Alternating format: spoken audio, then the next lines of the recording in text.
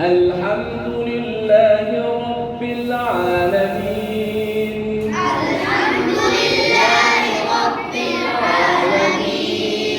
الحمد لله رب ساتھ پڑھیے الحمد لله رب العالمين.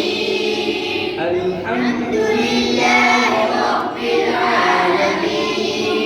الحمد لله رب العالمين. الحمد لله رب العالمين. الحمد لله رب العالمين. الحمد لله رب العالمين. الحمد لله رب العالمين. الحمد لله رب العالمين. الحمد لله رب العالمين. کیسے ہیں آپ سارے حضرات؟ ٹھیک ہے؟ تو آپ نے اس کے بعد کوئی پریکٹس کی تھی، پھر پڑھا تھا، مشق کی تھی یا نہیں کی؟ اچھا، درود شریف پڑھے سارے حضرات. اللهم صل على محمد وعلى آل سيدنا ومولانا محمد وبارك وسلم عليه. یا رب صل وسلم دائما ابدا على حبیبک خیر الخلق كلهم. سب سے پہلی بات تو یہ ہے پیارے بچوں کہ قرآن کریم کو تجوید کے ساتھ پڑھنا ضروری ہے. تجوید سے مراد یہ ہے کہ آپ ہر حرف کو اس کے مخرج سے نکالیں. مخرج کا مطلب یہ ہے کہ آپ کے حروف ٹھیک ہونے چاہیے. ٹھیک ہے کہ ہا کہاں سے نکلتا ہے، خا اس کو کیسے پڑھنا ہے، قاف اس کو کیسے پڑھنا ہے.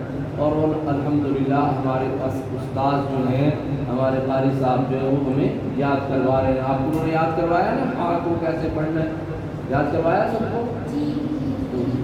اب ہم نے کوشش یہ کرنی ہے کہ جب ہمارا قاف ٹھیک ہو گیا، ہمارا ہا ٹھیک ہو گیا، تو اب ہم نے یہ کوشش کرنی ہے کہ ہم قرآن کریم کو خوبصورت انداز میں پڑھیں. کس انداز میں پڑھیں؟ خوبصورت انداز میں پڑھیں. اور کوشش کریں کہ ایسا قرآن کریم ہم پڑھیں کہ اس کو سن کے ہمارے اللہ ہم سے کیا ہو جائے، راضی ہو. تو اس کے لیے سارے فکر کریں گے انشاءاللہ. کوشش کرو گے، کوشش کرو گے سارے.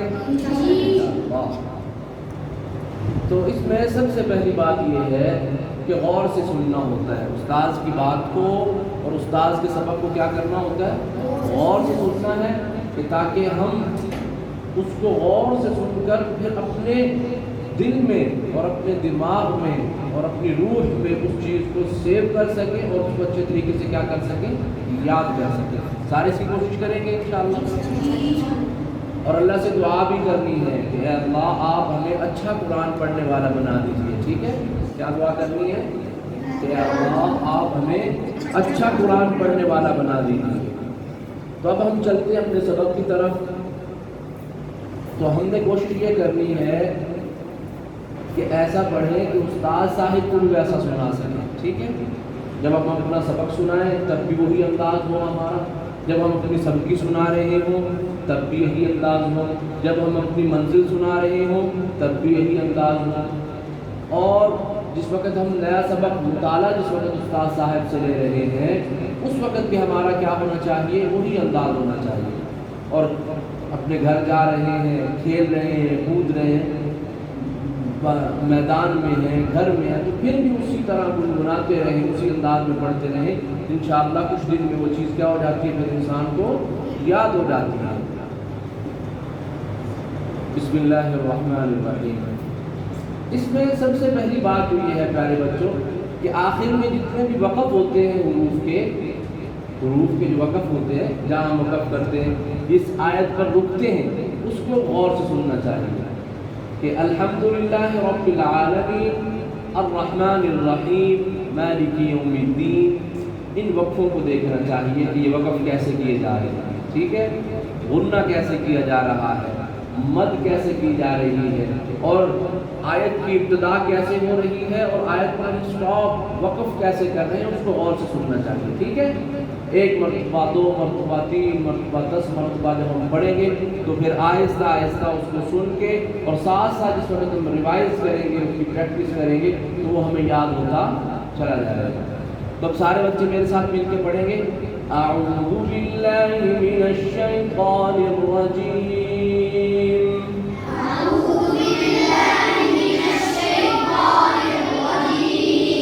بسم اللہ الرحمن الرحیم.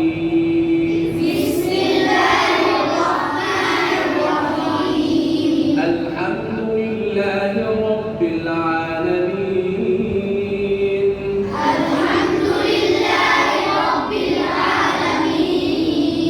الرحمن الرحیم.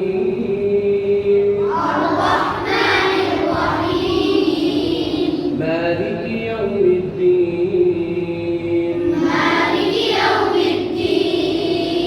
إياك نعبد وإياك نستعين.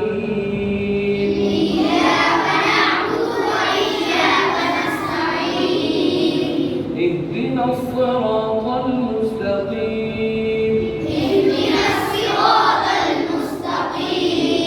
صراط الذين أنعمت عليهم غير المغضوب عليهم ولا الضالين.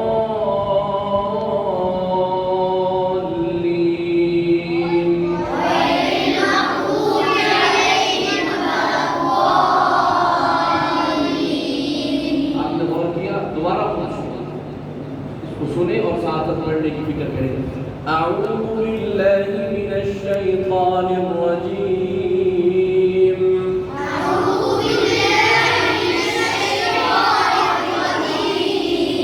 بسم اللہ الرحمن الرحیم.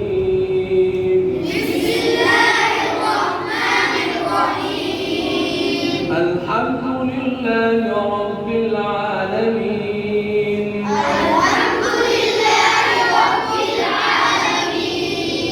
الرحمن الرحیم.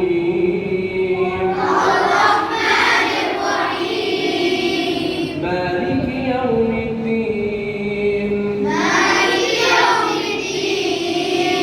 إياك نعبد وإياك نستعين.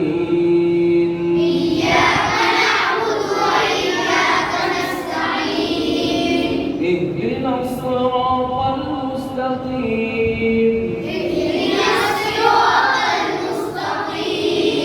صراط الذين أنعمت عليهم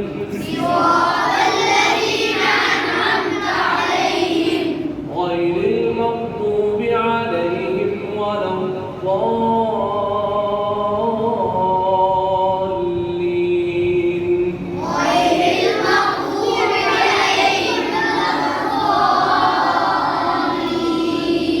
الحمد لله رب العالمين.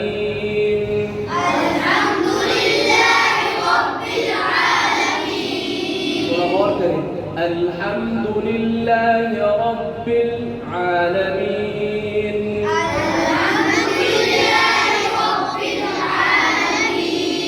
اس وقت عالمین کی طرف ہم نے جانا ہے تو تھوڑی سی ایک لچک سی دیں گے عین کے اندر تاکہ ہمارا واضح پتہ چلے کہ آواز اوپر سے نیچے کی جانب آئی. دیکھیں غور کریں. الحمد للہ رب العالمین. عالمین. الحمد للہ رب العالمین.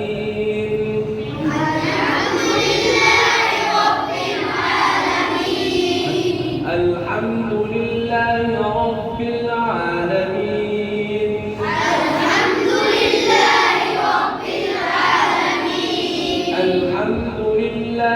رب العالمين.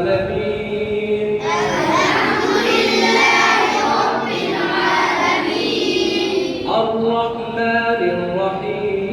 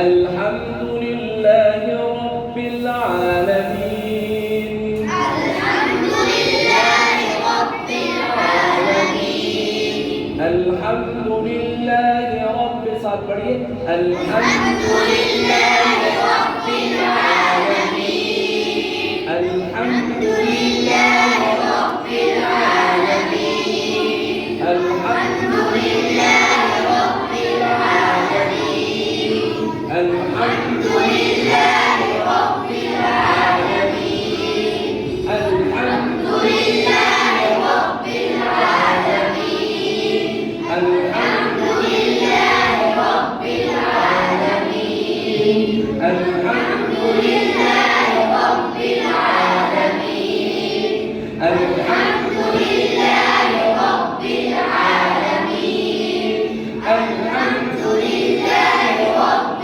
العالمين الحمد لله رب العالمين الحمد لله رب العالمين اب یہ آیت ہم ساتھ ملائیں گے ٹھیک ہے الحمد لله رب العالمين الرحمن الرحيم الحمد لله رب العالمين الرحمن الرحيم الحمد لله الحمد لله رب العالمين الرحمن الرحيم الحمد لله رب العالمين الرحمن الرحيم الحمد لله پڑھیے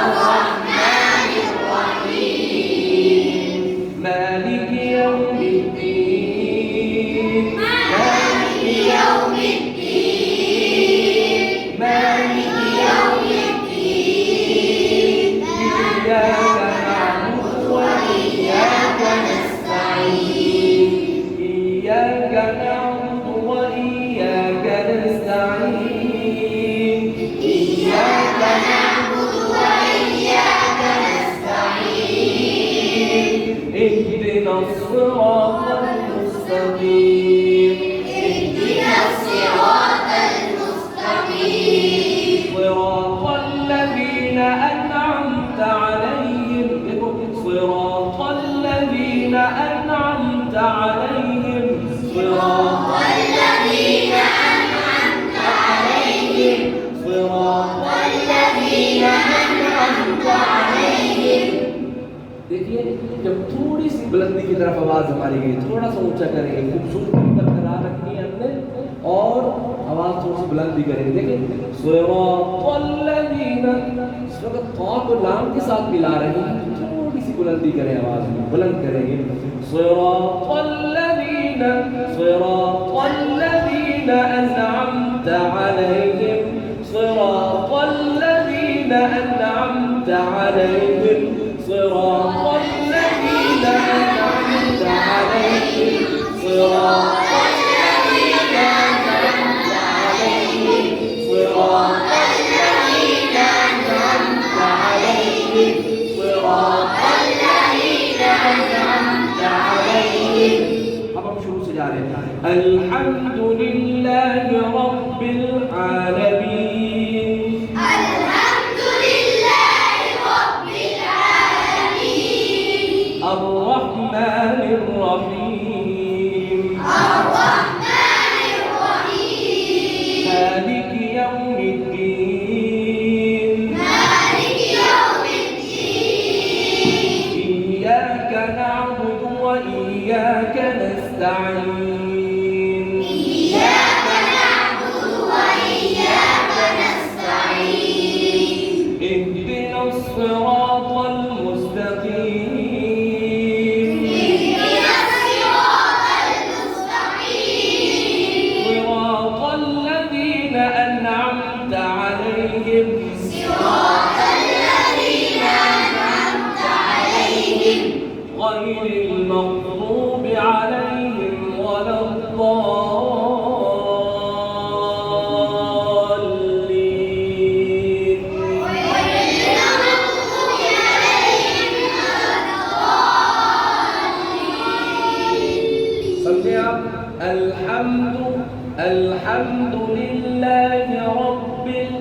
دیکھ سٹارٹ کیسے ہوتی ہے، ابتدا کیسے ہوتی ہے. الحمدللہ رب العالمین.